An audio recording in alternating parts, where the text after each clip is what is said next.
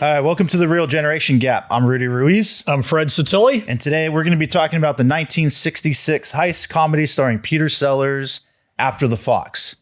So After the Fox stars Peter Sellers, Britt Ekland, Victor Mature playing Tony Powell, with Peter Sellers playing Aldo Vanucci, a criminal mastermind that decides to pull out a heist, stealing some gold, the gold of Cairo, they call it. The gold of Cairo. Under the disguise of this avant-garde movie where he kind of takes over this village and convinces them that they're all making this movie that is really just them stealing this gold as like a collective group, which I think was a really great idea. And directed by Vittorio De Sica, right, which I thought was, when I first looked at it on IMDb, I was like, wow, that guy, like, who you might know directed The Bicycle Thief, Umberto D. So really big in the Italian neo-realist film movement back in the day post-war.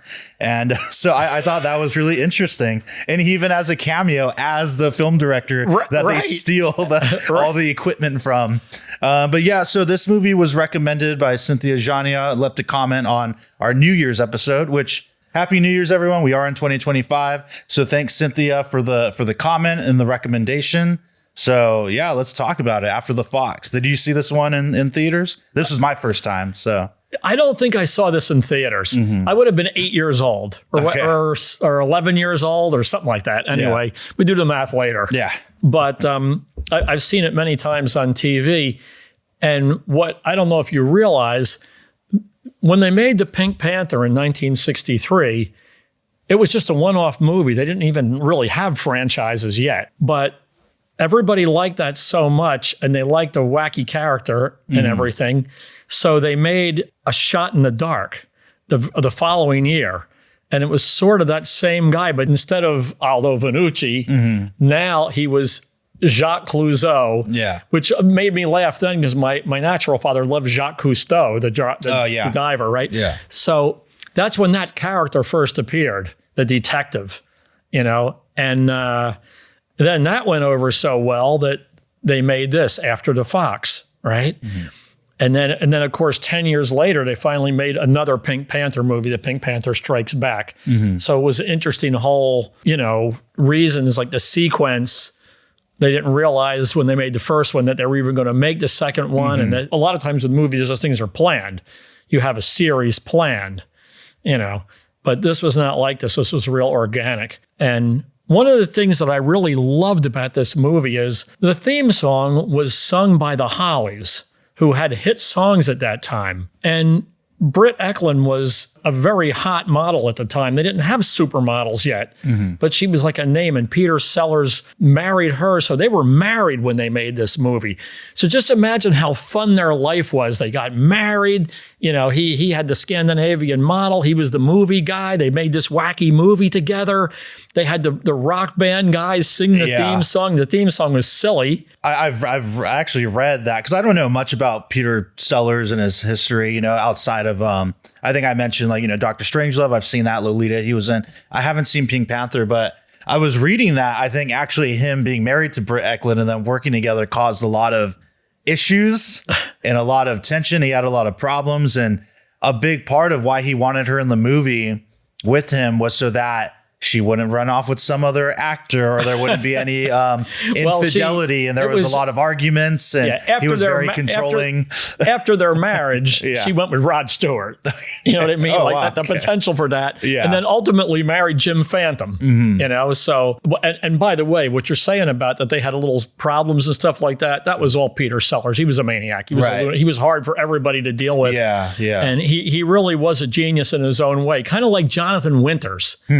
How those other characters were in his head. Right. Like he was always everybody, sort of gonna have a party all by himself and be everybody in the room. But they had a tough time together, and anybody would have a tough time with him. He just wasn't built for that. He's just a not a loner, but just an impenetrable force, or just a unique force of nature. Yeah. And it's wonderful that there are people like that. They just produce tons of fantastic stuff. Yeah. It's too bad that it's at the cost of a lot of inner turmoil and depression and all this stuff with these types of comedians. Look at Robin Williams. That man committed suicide. Yeah. His home up in Northern California was the most beautiful home I ever saw. It was like you had nothing to live for. Yeah. You know, It's too bad. Yeah, it's disastrously bad, but there are plenty of these people. You know, we're blessed with them. Yeah. And we get to enjoy their hell, Yeah. you know, which is kind of weird and sad. But just the stuff he did, like even in the theme song, the Hollies sing their part, and then he has this narrated part, and it's just this weird voice. Why do you steal? So I be rich. Why not work? Work is hard. You be caught. I never fail. And it's like, how would you even think of making that voice? Right. But for him, he did.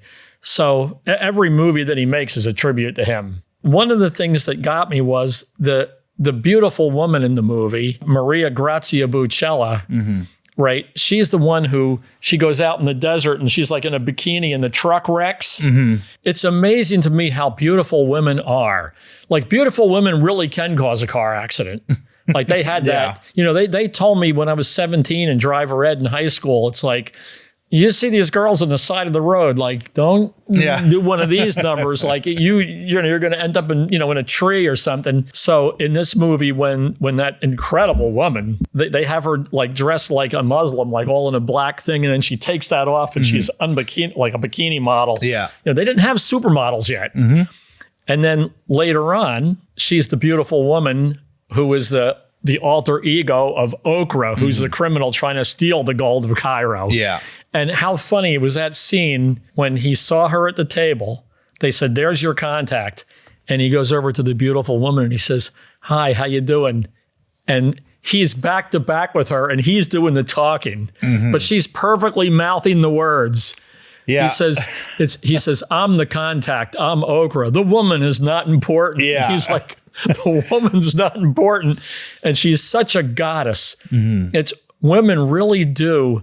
Like there are a lot of good looking men and everything, but women really are spectacular. Yeah. You know, and depending on your foible, like the kind of woman you like may not be the kind that I like. Like a 10 for you might not be a 10 for me. Right.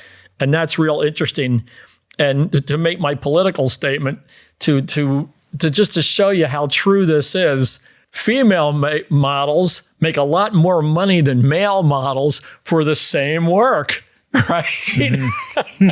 So there's your equity comment for this episode. All right. But she really is. Are you stupefied by her the way I was? I mean, Yeah, no, she was gorgeous. Yes. like over the top, like All of it, inhumanly gorgeous. Like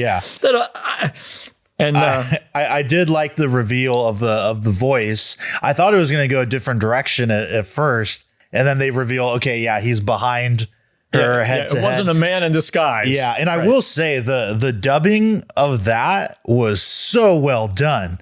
It was actually pretty incredible. Like that's not easy to do. Really by crisp. any Really means. tight. Yeah, it was really, really good. I mean, yeah. They must have rehearsed the heck out of that part. They showed them both talking at once. Yeah, and back to back. So it's not like. And I feel like those shots where you see him and you see a little bit of her, that's where it like fell apart a bit.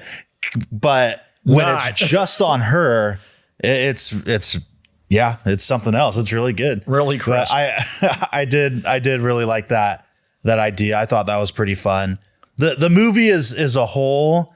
I kind of feel like I'm in this weird middle zone where I think I'm going to get more enjoyment, or I'm already getting more enjoyment out of like talking about it than watching it, you know? Cause I mean, not that it wasn't good. Like I liked it. It wasn't a slog to get through, but you know, a lot of the humor is just for me. And we've talked about this in other films we've reviewed. It's just kind of like, okay, it's not that funny, but Peter Sellers' humor is always dry.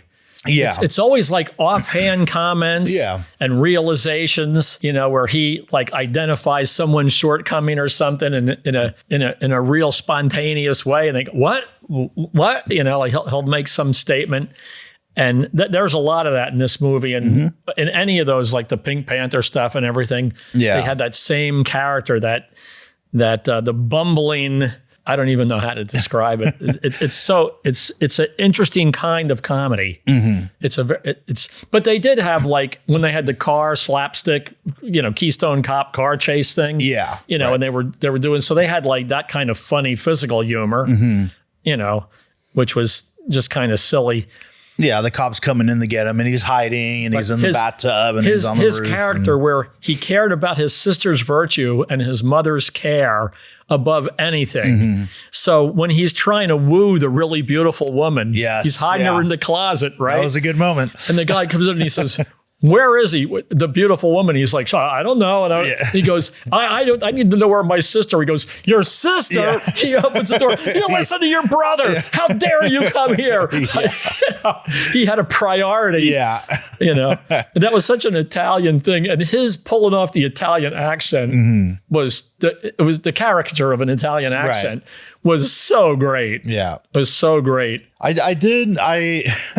felt like it took a little while to get to the aspect of making the movie, like the fake movie for the heist. I feel like I could have used a little more of that. Cause I think to me, maybe it's just cause I do like movies that are about making movies. And even though this is a fake version of that, it's still just, I think there's just a lot of humor to pull from that, from the absurdity of what film sets are like and actors and all the people behind the scenes. Well, how about the way they stole all the equipment? They went to where the actual director of that movie was directing a movie. Vittorio De Sica. And then they had to have the sandstorm. And they had such a big sandstorm that nobody could see anything. And that's when they stole all the movie equipment so that they could go to Savaglio and offload the gold of Cairo. And in the beginning of the movie, they said, like, there was the great chain robbery, there was a great bank robbery, and then there was the gold of Cairo. And then they showed the police who could pull off this. And they said, well, there's the British guy, but he had the bad eyesight. Then there was the German guy who was too fat to make the escape, like he couldn't get out the door. The only one left is Aldo Vanucci, but he's in prison. And then he did, Aldo Vanucci will be out of here at 3:00 tomorrow.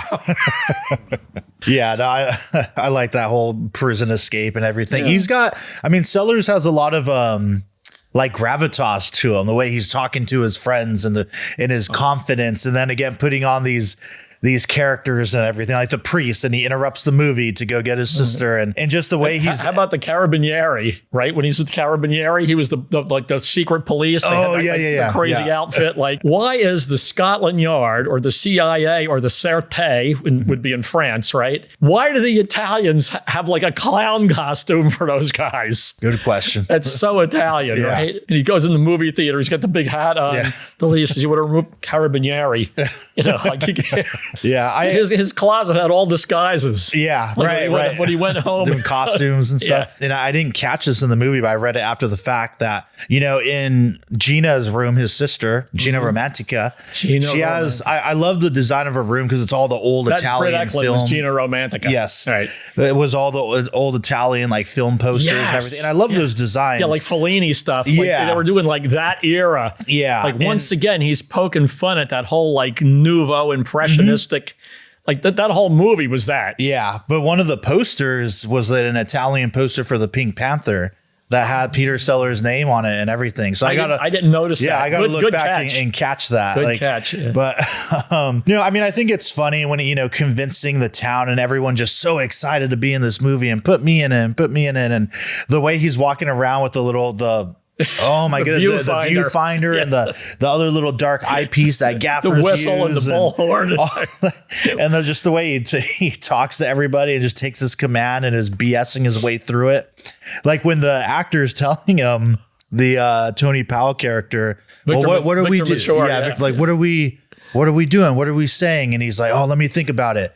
Nothing. And he's just like, it's a commentary on how people can't communicate and can't live in. And he's just like, that's beautiful. That's great. They're just sitting at the table, not saying anything. Right. They buy anything he says. Anything he says is good. And I just need you to run up in that scene, we did nothing. That's one of my favorite moments, Rudy, when Victor Mature is sitting at the table and he goes, in the last scene, we did nothing. He goes, in this scene, we do something. Yeah. And Victor Mature goes, what? Yeah.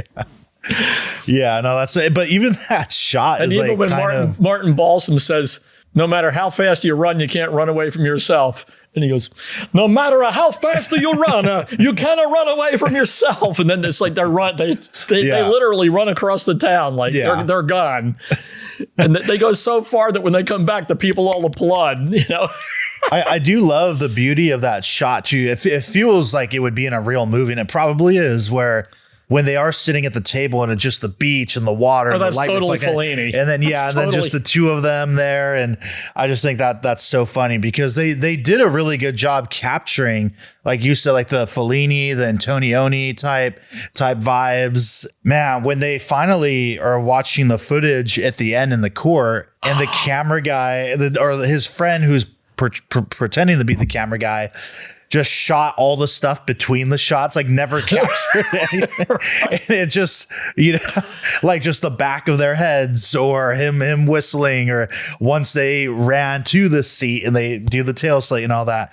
I just thought that was, I think, man, I don't know. I feel like that could have been played up a little more. Like they could have found funnier shots to do in that little sequence. I almost felt like that was like a quick and dirty ending. Yeah. Like they didn't really try. Yeah. I did think it was, it did make me laugh a little bit when that one guy stands up and he's like, this is the work of art. This is the most brilliant film I've ever seen. Who is this idiot? You can't put this, Yeah.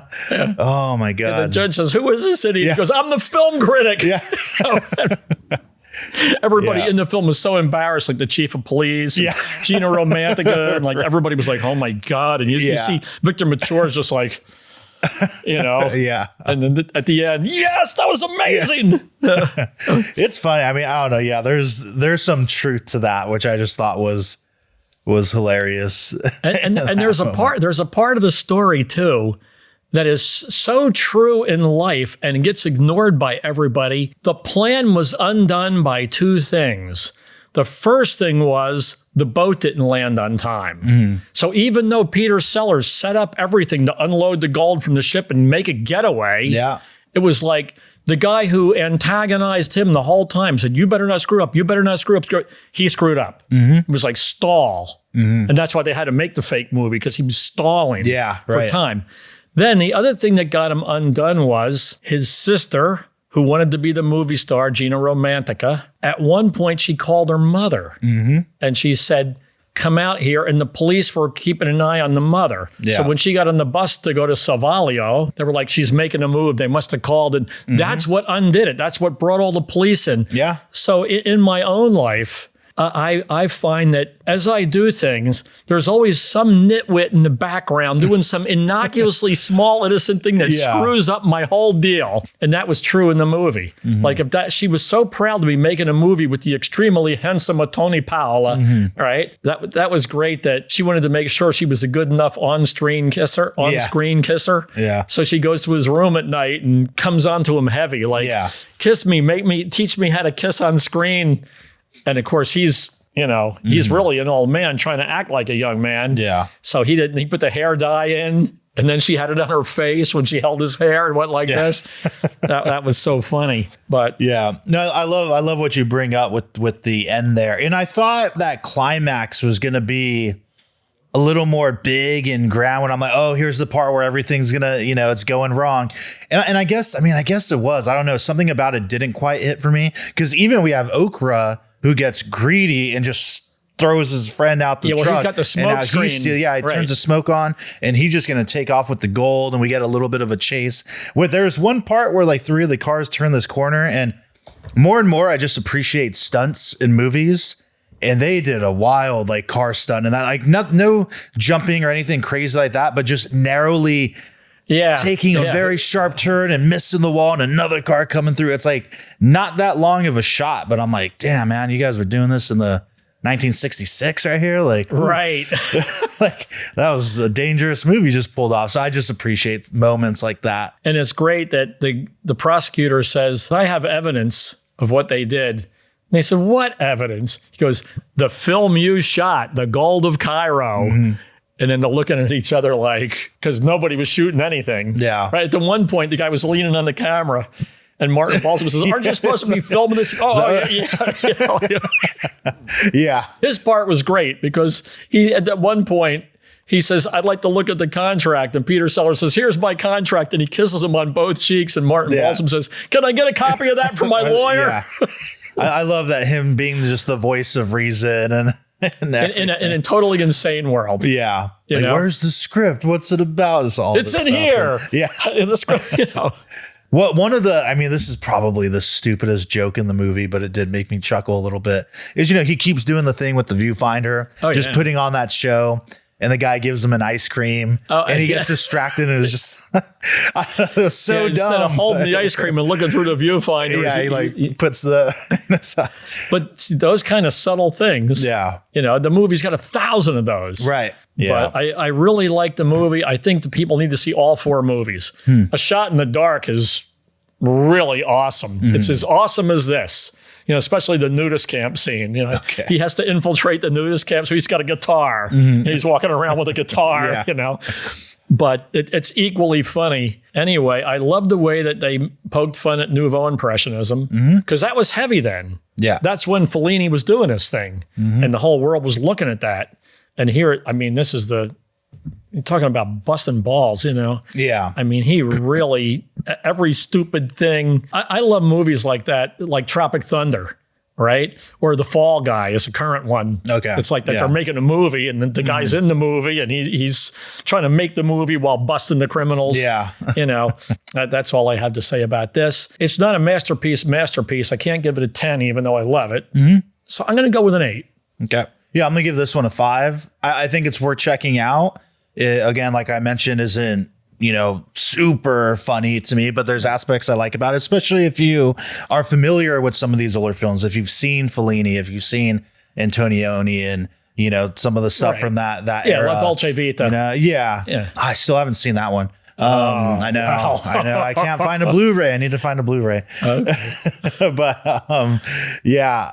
So yeah, I mean, I recommend it. I'm going to give it a 5. I'll give it a 5. It does have me interested in seeing 5 with a bullet. The other films that you've mentioned. So yeah. Well, so that's it for this one, everybody. Again, thank you, Cynthia, for the recommendation. If anyone else has some recs, just leave a comment below.